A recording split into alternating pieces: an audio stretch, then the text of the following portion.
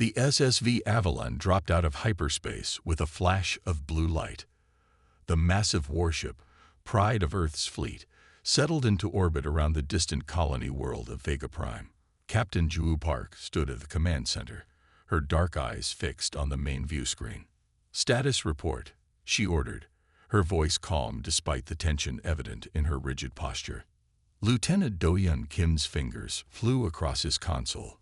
"We've arrived at the coordinates, Captain. Outpost Theta should be directly ahead, but I'm not detecting their beacon."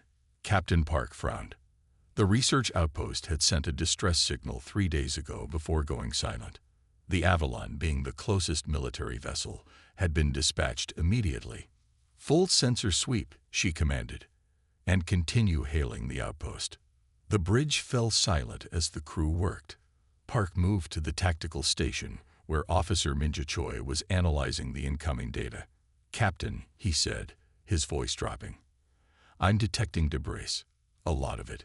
Composition matches our outpost materials." Park's expression hardened. "Show me." The main screen shifted to display a field of twisted metal and broken components floating in the void. What had once been a thriving research facility housing 200 civilians was now nothing but scattered wreckage. "Life signs?" she asked, already knowing the answer. "None, Captain." Communications Officer Yuna Kang replied softly. Park closed her eyes briefly. 200 souls gone.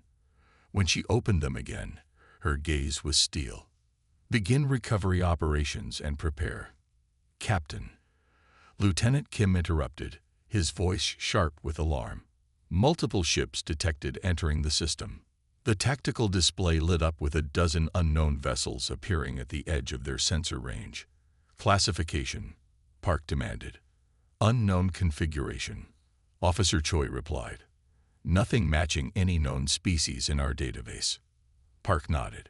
Humanity had encountered only 3 other spacefaring species in their expansion, all peaceful. This would be first contact situation number 4. "Open standard greeting channels," she ordered. "And bring us to yellow alert, shields at 50%. Let's not appear threatening. But I want us ready." Officer Kang worked her console. "Channels open. Transmitting first contact package on all frequencies." The unknown vessels accelerated, moving with precision in a formation that even Park's trained eye could recognize as military. "Captain," said Lieutenant Kim, "they're not responding to our transmissions, but they're scanning us.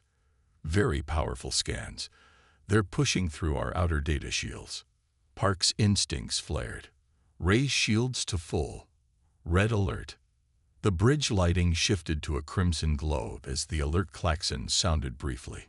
"Try again on all channels," Park ordered. "Make it clear we mean no harm but will defend ourselves if necessary." The alien ships continued their approach, now clearly on an intercept course. Still no response. Officer Kang reported. "Wait, I'm detecting energy buildup in their forward sections." "Evasive maneuvers," Park shouted just as Officer Choi called out. "Weapons lock." The Avalon lurched sideways as Chief Pilot Jae-Yum Lee threw the massive warship into a roll. The movement came just in time as brilliant green energy beams sliced through the space they had occupied moments before. "Return fire," Park commanded. "Target their lead vessel, weapons only." The Avalon's main cannons roared to life, sending pulses of blue plasma toward the alien formation. The shots connected with the lead ship's shields, creating rippling patterns of energy, but apparently causing no damage. "Their shields are holding," Officer Choi reported as the bridge shook under the first direct hit. "Shields at 87%, Lieutenant Kim announced. Park gripped the railing as another blast rocked the ship. "Who are they? Why are they attacking without provocation?" "Captain, I've managed to access some of their transmissions," Officer Kang called out. "They're calling themselves the Krell. From what I can translate, they seem to be discussing our elimination as if it's routine." The bridge fell silent for a heartbeat as the implications sank in. "How many colony worlds do we have in this sector?" Park asked quietly. 7, her executive officer, Commander Hyun Woo-shin replied. all lightly defended. Park made a decision. All power to forward shields. Bring us about to heading 347. We need to buy time for a warning to reach Earth. The Avalon swung around, taking the brunt of the Krell attack on its reinforced bow shields, while its communication array pointed away from the battle, transmitting an emergency signal toward Earth. Message away, Officer Kang confirmed, but it will take 3 days to reach the nearest relay. Another hit rocked the ship violently. A console exploded at the engineering station. Send medical team to the bridge. Commander Shin called out. Shields at 58%. Lieutenant Kim reported.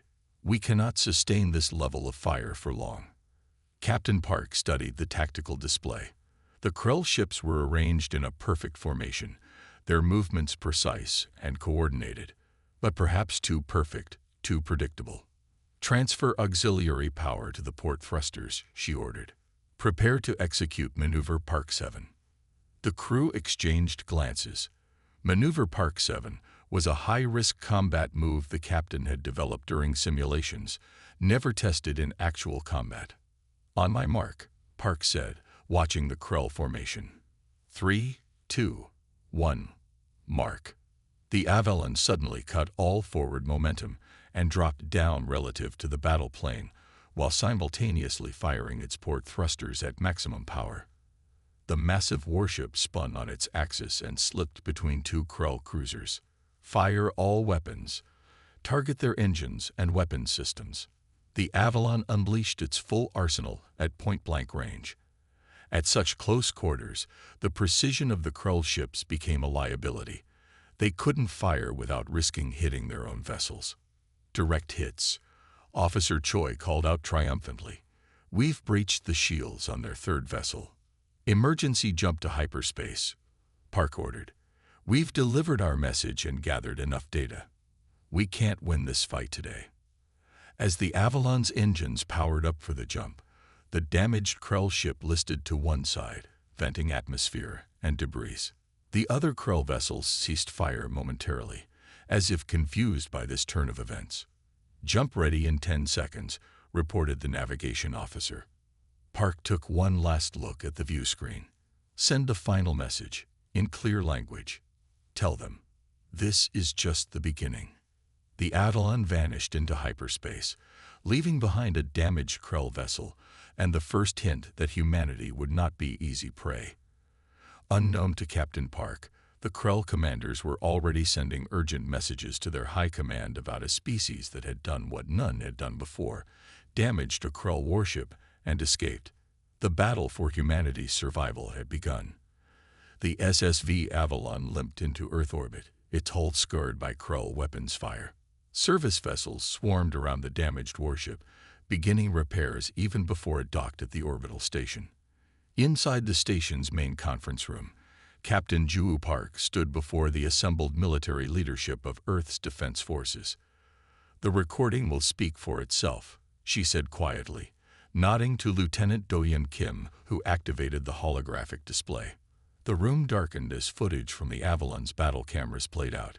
The assembled admirals and generals watched in silence as the unknown Krell vessels destroyed Outpost Theta and then attacked the Avalon without provocation. When the recording ended with the Avalon's desperate escape, the lights came back up to reveal grim faces.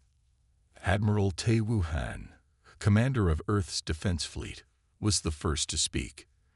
2 more colonies have gone silent since your encounter, Captain. We must assume they've suffered the same fate. Park's hands tightened behind her back. Sir, the Krell technology exceeds ours in most areas. Their weapons cut through our best shields with disturbing ease. Then we're looking at a full-scale invasion, said General Somanli, her face etched with concern. And we're outmatched.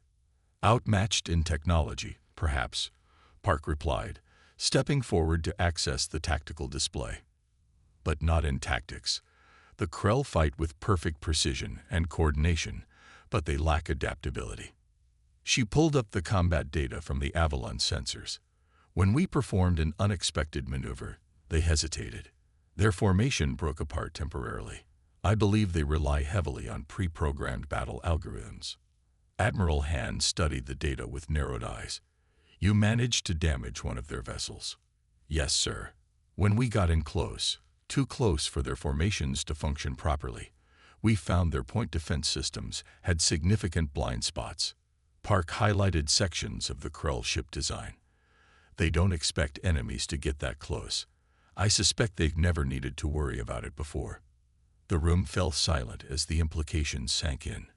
Earth's colonies were scattered across 20 star systems, most lightly defended. If the Krell continued their advance, millions would die. We need time, Admiral Han said finally. Time to evacuate civilians from our outer colonies and retrofit our ships based on your findings. I've already authorized full mobilization, said Prime Minister Jiu Wang from the head of the table. Every shipyard is working at maximum capacity. But Admiral, I need to know, can we win this fight? Admiral Han looked to Captain Park. Captain, you're the only one who's faced them. Park didn't hesitate. The Krell are powerful, but rigid. They follow patterns. Humans don't. We adapt. We improvise. If we can exploit that difference, we have a chance. 2 days later, Captain Park walked through the orbital shipyard, where the Avalon was undergoing emergency retrofits. Chief Engineer Hannah Sung met her at the main airlock, her uniform stained with coolant fluid. We're implementing your recommendations, Captain, Sung reported as they walked through the bustling corridors, reinforcing the forward shields, reconfiguring the sensor arrays to better penetrate Krell defenses, and installing the new point defense system. They entered the massive engineering bay where dozens of technicians swarmed over exposed systems. The Avalon's powerful engines lay partially disassembled. What about the engines? Park asked, frowning at the apparent dismantling of her ship's propulsion system. That's the most important modification, Sung replied with a small smile. We're installing the new pulse drive.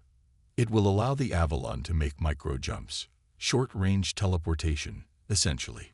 If the Krell rely on predictable movements, we'll give them the opposite. Park nodded appreciatively. How many other ships are receiving these upgrades? Every vessel in the fleet. Admiral Han has ordered all ships retrofitted within the week. Some pointed to a nearby monitor showing dozens of warships in various stages of modification. The Krell won't face the same Earth fleet they're expecting. Later that day, Park attended a briefing with the newly formed Strike Group 7, 6 warships that would serve as the vanguard against the Krell advance. The captains gathered around a holographic display of the border systems. Intelligence from our long-range scouts confirms the Krell are methodically moving through our outer colonies, said Commander Hyun Woo-shin, now serving as Park's executive officer. They destroy all infrastructure and move on, following a predictable pattern. They're heading toward the Arcturus system next, Park noted, highlighting the colony world and its 3 million inhabitants. Evacuation ships won't reach them in time. So we make our stand there, said Captain Jun-ho Bod of the destroyer Defiant. But how do we stop an entire Krell fleet when the Avalon barely escaped from a dozen of their ships? We don't fight them head-on, Park replied, manipulating the holographic display to show Arcturus's complex asteroid field. We use the environment to break up their formations and force them to adapt to our tactics, not the other way around. She outlined her plan, highlighting key positions in the asteroid field where Earth ships could use their new modifications to strike from unexpected angles. This is our opportunity to learn more about their capabilities while testing our new systems, Park concluded. If we succeed, we buy time for the rest of the fleet to complete their retrofits. And if we fail? Asked Captain Minakwan of the cruiser Intrepid. Park met her gaze steadily. Then Earth learns exactly what they're facing, and Admiral Han adjusts the defense accordingly. Either way, we provide vital information. The captains nodded, understanding the weight of their mission. As they dispersed to prepare their ships, Commander Shin remained behind with Park. The fleet will be ready in 48 hours, he said quietly. The Avalon's repairs should be complete by morning. Park nodded, studying the projected path of the Krell fleet. Have the science team made any progress understanding their communications? Dr. Lee believes they use some form of quantum entanglement for instant communication across vast distances. That's how they coordinate so effectively. And yet they still follow rigid patterns, Park mused. A species that advance should be more flexible. Perhaps they've never needed to be, Shin suggested. If they've conquered every species they've encountered without real resistance, they wouldn't have evolved better tactics. That may be their weakness, Park said, her eyes fixed on the holographic Krell ships. They expect us to behave like their previous victims. To run, to beg, to surrender. They don't expect us to fight back effectively. The next morning, as the Avalon prepared to depart with Strike Group 7, Admiral Han made a final inspection.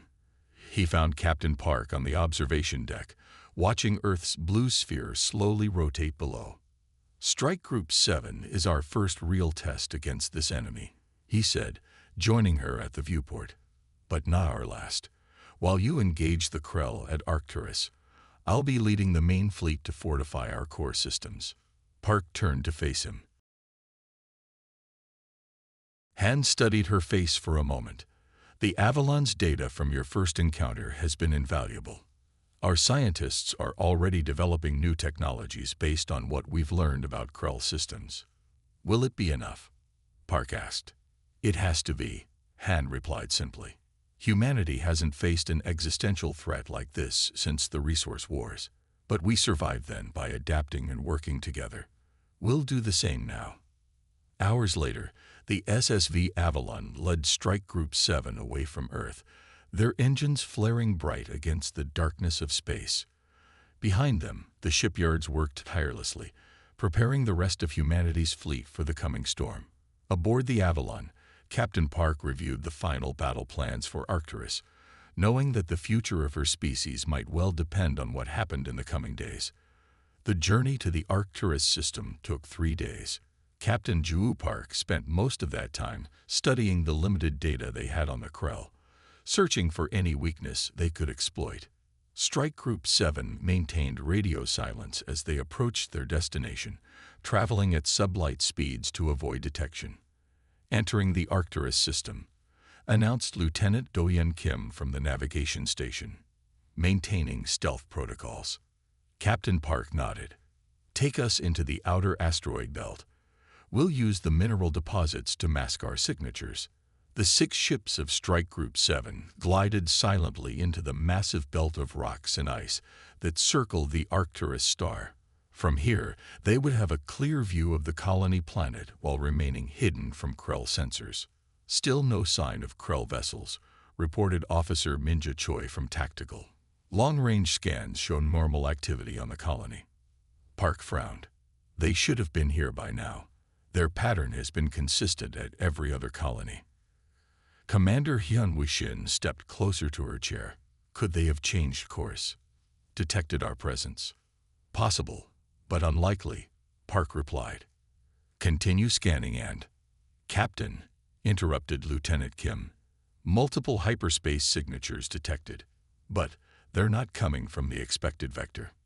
The main view screen lit up with the flash of ships dropping out of hyperspace. But instead of the familiar wedge-shaped Krell vessels, these ships were sleek and curved, almost organic in appearance. Unknown configuration, Officer Choi reported. Not Krell, not human. Count 15 vessels of varying sizes. Park leaned forward in her chair. Another species. Are they broadcasting anything? Communications Officer Yuma Kang worked her console rapidly. Yes, Captain. They're transmitting on multiple frequencies. It's a warning message. They're telling the colony to evacuate immediately. They say the Krell are coming. Park exchanged a glance with Commander Shin. They know the Krell. Open a channel. Before Officer Kang could comply, another alert sounded. More hyperspace signatures. Lieutenant Kim called out. Krell vessels, 30+ ships, approaching from Sector 7. The situation had just become infinitely more complex. Strike Group 7 was caught between an unknown alien fleet and the approaching Krell force. Red alert, ordered Park. Maintain position in the asteroid field for now. Let's see how these newcomers interact with the Krell. The bridge crew watched tensely as the organic-looking ships formed a defensive position between the colony planet and the approaching Krell fleet. "Sir," said Officer Kang, "I'm intercepting communications between the unknown vessels. Based on our translation algorithms, they're calling themselves the Viridian Alliance. The Viridians are hailing the Krell," she continued. "They're demanding they leave the system immediately." Park raised an eyebrow. "Bold move." The Krell response came in the form of weapons fire. Green energy beams lanced out from the lead Krell vessels, striking the Viridian shields. The Viridians returned fire with weapons that seemed to distort space itself around the Krell ships. "Their technology is impressive," commented Commander Shin. "But they're still outmatched." Park studied the battle with a tactical eye. The Viridians fought well, their ships moving with grace and coordination. But the Krell's superiority in numbers and firepower was telling. Already 2 Viridian vessels were heavily damaged. "They won't last long," Park said quietly. She made her decision. "Battle stations. Prepare to engage." The crew looked at her in surprise. "Captain," Commander Shin questioned. "Our orders were to observe and gather intelligence." "Our orders were to protect Arcturus colony," Park corrected. "These Viridians are fighting the same enemy we are." "Tactical, target the Krell vessels engaging the damaged Viridian ships. All vessels." Strike Group 7 powered up and emerged from the asteroid field like wolves from a forest. The 6 human ships accelerated toward the battle, weapons charged and ready. "The Krell are detecting us," reported Officer Choi. "They're adjusting their formation." "As expected," Park nodded. Now, the human ships activated their new pulse drives simultaneously. In an instant, they vanished from their positions and reappeared directly among the Krell formation. The Avalon materialized barely 500 meters from a Krell cruiser. "Fire all weapons," ordered Park. The Avalon's enhanced weapons struck the Krell ship at point-blank range, targeting the weak points identified in their previous encounter. The other human vessels did the same, causing confusion in the perfect Krell formation. "The Viridians are adjusting their attack," reported Lieutenant Kim. "They're following our lead." The battle shifted dramatically as the Viridian ships adopted similar close-range tactics, breaking the Krell battle algorithms. For several minutes, chaos reigned as the combined human and Viridian forces inflicted significant damage on the Krell fleet. Then, as suddenly as it had begun, the Krell broke off the attack. Their remaining vessels formed up and jumped to hyperspace, leaving behind 3 destroyed cruisers, an unprecedented defeat for them. The bridge crew of the Avalon erupted in cheers, but Park silenced them with a raised hand. "The Viridian flagship is hailing us," Officer Kang announced. "On screen," Park ordered. The view screen flickered to life, revealing the humanoid figure with iridescent blue skin and large expressive eyes. When it spoke, Officer Kang's translation software converted its musical language to English. "I am Admiral E.G. of the Viridian Alliance," the alien said. "You fight with unexpected skill for a species so young. Who are you?" Park stood from her chair. "I am Captain Ju Park of the Earth Defense Force. We've had our own encounters with the Krell." Admiral E.G.'s expression shifted in what might have been surprise. "You've faced the Krell before and survived. Fascinating. In 300 cycles, we have never encountered another species who could damage their vessels." "We're quick learners," Park replied simply. A brief silence followed as both commanders assessed each other. "Perhaps," Admiral A.G. finally said, "we should continue this conversation in person. There is much we could learn from each other." Hours later, Captain Park led a small delegation aboard the Viridian flagship. The alien vessel's interior was as organic as its exterior, with corridors that seemed to breathe and lights that adjusted naturally to their presence. In a large conference chamber, they met representatives from 7 different species, all members of the Viridian Alliance, all survivors of Krell aggression. For centuries, we have fought a losing war against the Krell Imperium, explained Admiral E.G. They believe themselves evolutionarily superior to all other life. Species that resist are exterminated. Those who submit become slave races. How many worlds have they taken? Asked Commander Shin. A small, reptilian alien answered, 17 civilizations have been completely erased, countless others subjugated. The Krell expand methodically, without mercy or hesitation. Until today, added Admiral E.G., no species has ever forced a Krell retreat. Your tactics were unpredictable, chaotic, yet effective. Captain Park exchanged glances with her officers before responding. Adaptability is humanity's greatest strength. We study our enemies, learn their weaknesses, and adjust accordingly. Such thinking is valuable, said Admiral E.G. The Krell. They cannot comprehend species who act against their own apparent self-interest or who employ seemingly irrational tactics. Lieutenant Kim leaned forward. Is that why you intervened at Arcturus? To protect our colony? Partly, admitted the Admiral, but also to observe. Our long-range scouts detected your defense preparations. We were curious about your potential. Captain Park studied the assembled aliens. And now, Admiral E.G. said, I believe we have found something the Viridian Alliance has sought for generations, allies who can help us turn the tide against the Krell. As the discussions continued into the night, Captain Park realized that humanity's fight for survival had just gained a new dimension. They were no longer alone in their struggle against the Krell, but whether this alliance would be enough remained to be seen.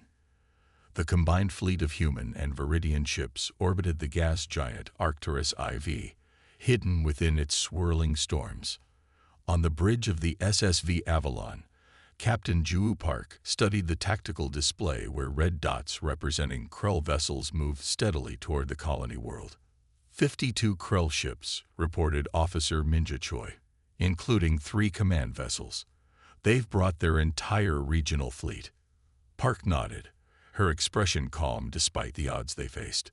The human Viridian force numbered only 23 ships, 6 human vessels, and 17 Viridian craft of various designs. They're responding exactly as we predicted, said Admiral E.G., who stood beside Park. The tall, blue-skinned alien had transferred to the Avalon to coordinate the joint operation.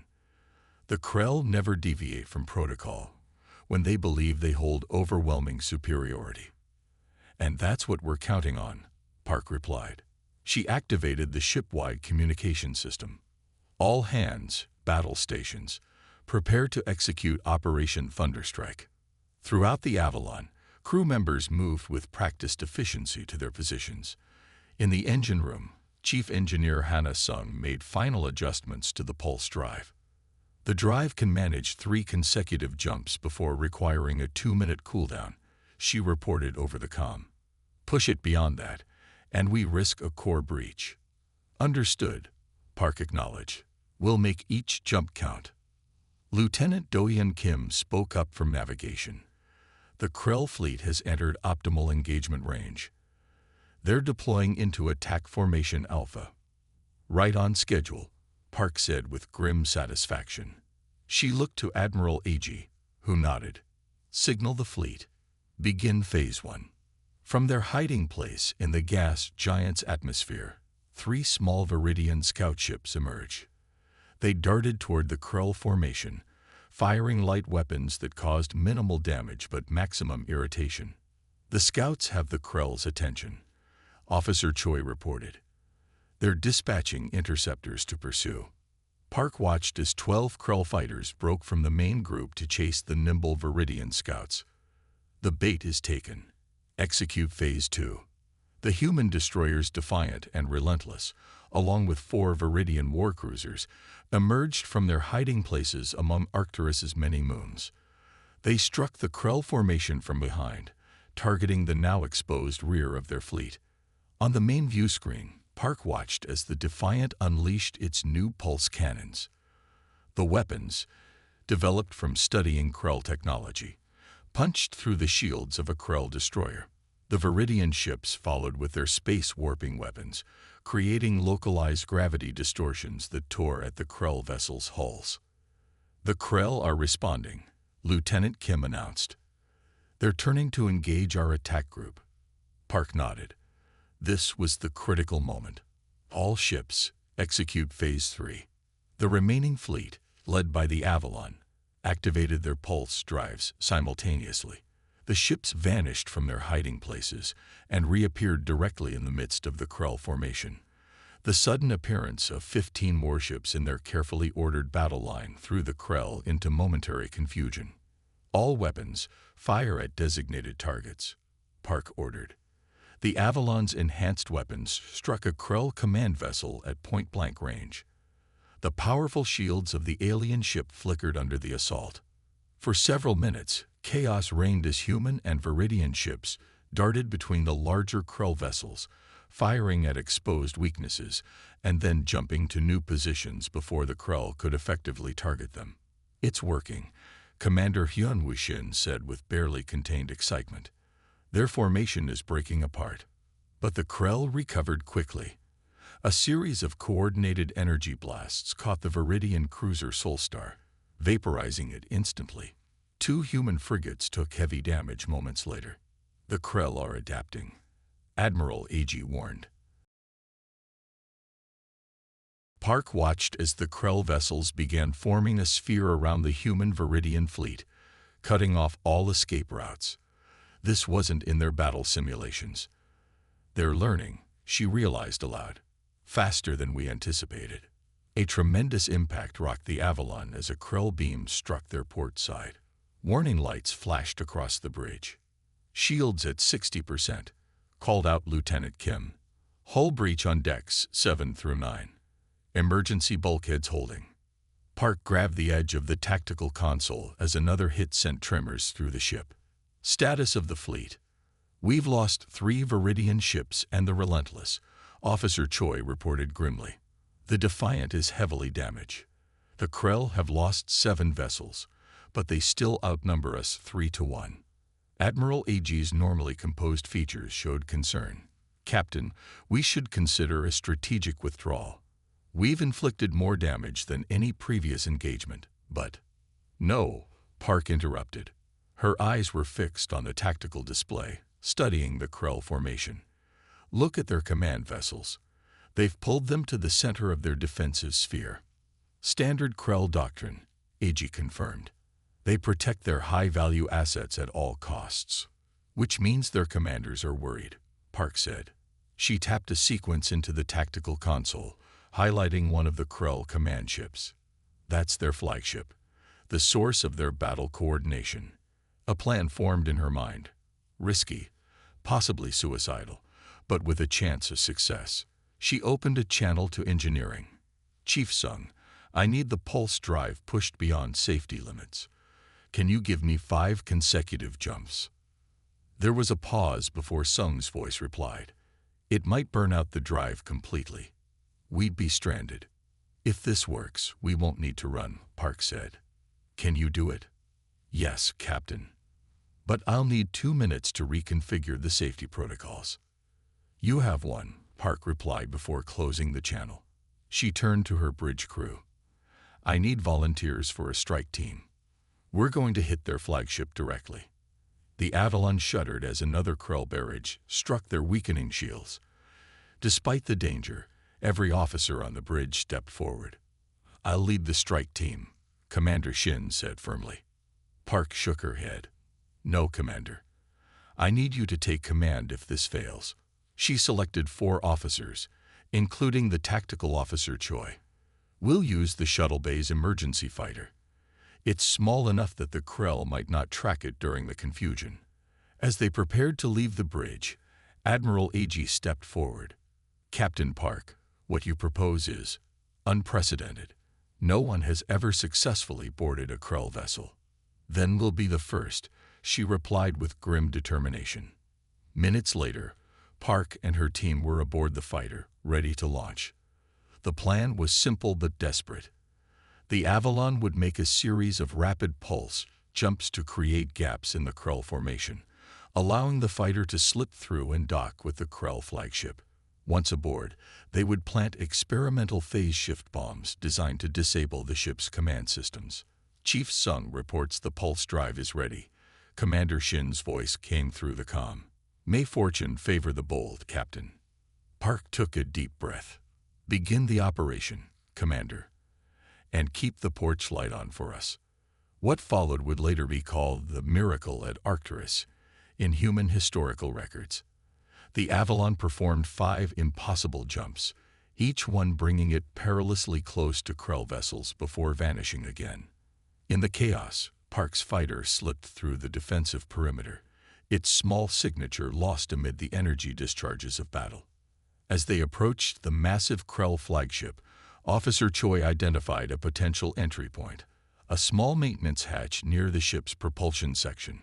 Park guided their craft with expert precision, avoiding defense systems, and finally securing a hard dock against the alien vessel's hull.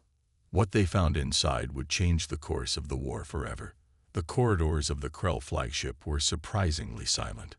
Captain Ju Park led her small team through the alien vessel's interior, their footsteps echoing on the metallic floor. The Krell ship's design was cold and functional, all sharp angles and efficient use of space. No internal security systems so far, whispered Officer Minja Choi, checking his scanner. It's as if they never expected anyone to get inside. Why would they? Park replied softly. They moved deeper into the ship, following the power signatures that led toward the command center. Occasionally they passed Krell crew members, tall, insectoid beings with multiple limbs and exoskeletons that gleamed under the ship's harsh lighting. The humans hid in shadowed alcoves or side passages, narrowly avoiding detection. 2 minutes until we reached the central command hub, reported Lieutenant Jine Ryu, who carried the phase shift bombs in a specialized container. Assuming the Viridian schematics are accurate. Park nodded, checking her weapon. Outside, the battle raged on. The Avalon and remaining fleet were fighting desperately to keep the Krell distracted while the infiltration team completed their mission. Wait, Choi suddenly held up his hand, stopping the group. His scanner beeped softly. Large chamber ahead. Multiple life signs. They approached a massive doorway that opened into what appeared to be the ship's nerve center. Inside, dozens of Krell moved between workstations. At the center stood a raised platform where a larger Krell, clearly a commander, directed the battle. There's our target, Park whispered, pointing to a glowing column in the center of the room. That's their quantum communication array. According to the Viridians, it coordinates their entire fleet. Lieutenant Ryu opened the container, revealing 3 spherical devices. The phase shift bombs will disrupt its function, but we need to place them at specific points around the base. Park studied the room layout, formulating a plan. We'll need a distraction. Before she could elaborate, alarms suddenly blared throughout the ship. The Krell in the command center moved with increased urgency, their clicking language growing louder. They've detected us, Choi said, checking his scanner. No, Park realized, looking at the main display in the command center which showed the battle outside. Look. On the screen, 3 new vessels had appeared in the system, massive Viridian battleships that had not been part of the original fleet. Admiral Iji's reinforcements, Park said with a grim smile. He held them in reserve, just in case. The distraction was working.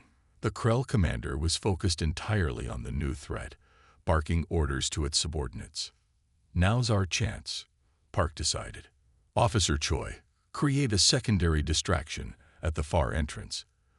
Lieutenant Ryu, you're with me. Choi nodded and moved away, while Park and Ryu prepared the phase shift bombs. When Choi reached position, he fired his weapon at a control panel near the far door, causing it to explode in a shower of sparks. As the Krell rushed to respond to the apparent malfunction, Park and Ryu dashed into the command center, keeping low behind equipment. They reached the central column undetected and quickly began placing the bombs at its base. First charge set, Ryu whispered, activating one of the devices. Second charge ready, Park confirmed, placing another bomb on the opposite side. As they moved to position the final device, a shadow fell over them. Park looked up to see a Krell warrior standing above them, its compound eyes reflecting their surprised faces. The alien raised a weapon, but Park was faster. She fired 3 rapid shots, hitting the Krell in its central mass. It collapsed with a high-pitched wail that drew the attention of the entire command center. Final charge, now, Park shouted, abandoning stealth. Lieutenant Ryu slammed the last bomb into place and activated it just as Krell warriors converged on their position. 3 minutes to detonation, Ryu called out, drawing her weapon. Park tapped her comm unit. Strike team to Avalon. Charges. Commander Shin's voice came through, broken by static. Captain, we're taking heavy fire. Cannot approach for extraction. Park exchanged a glance with Ryu as they took cover behind a console, firing at the approaching Krell. Understood, Commander. Maintain fleet cohesion. We'll find another way out. There's an escape pod bay 1 level down, Choi reported, joining them in the firefight. If we can reach it.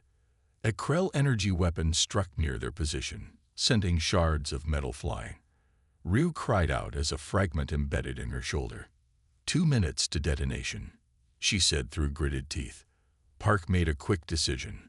Move toward the secondary exit, covering fire on my mark. They fought their way across the command center, their earth weapons proving surprisingly effective against Krell, who had never experienced close-quarters combat. When they reached the corridor, Park sealed the door behind them. Which way to the escape pods? She demanded. Choi consulted his scanner. Down this passage, then 2 levels below us. They ran through the maze-like corridors of the alien ship, occasionally encountering Krell crew who seemed more confused than hostile. Outside, the battle had intensified as the Viridian reinforcements engaged the Krell fleet. 1 minute to detonation, Ryu warned as they reached the escape pod bay. The small chamber contained several cylindrical pods, each large enough for 2 or 3 humans. Park quickly examined the alien controls. These look similar to the schematics the Viridians provided, she said, activating one of the pods. Its door slid open with a hiss. Everyone in. They crowded into the small craft, and Park studied the launch controls. With seconds remaining, she activated the emergency launch sequence. The pod ejected from the Krell flagship with a violent lurch, sending them tumbling into space.